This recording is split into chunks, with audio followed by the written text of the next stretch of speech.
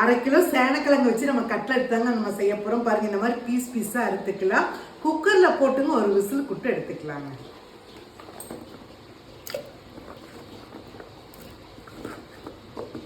மஞ்சத்தூள், அளவான உப்பு, 1 டம்ளர் தண்ணி ஊற்றிடலாம்.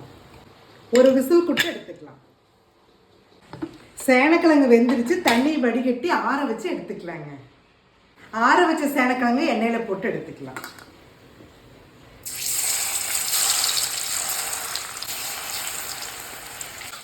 சேனக்கிழங்கு வறுபட்டுருச்சு. இதை எடுத்துக்கலாம்.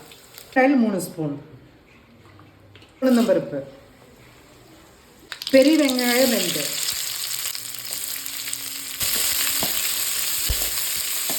ரெண்டு தக்காளி பழம், வெங்காயத்துக்கு அளவான உப்பு, மஞ்சத்தூள், 1 ஸ்பூன் இஞ்சி பூண்டு பேஸ்ட்.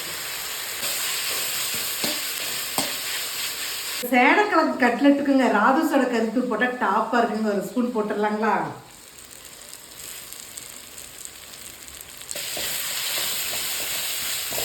பொரிச்சு வச்ச சேனக்கிழங்கு போட்டுக்கலாம்.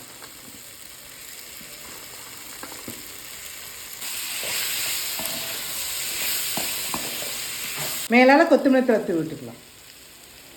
சுவையான காரசாரமான கட்லெட் ரெடி.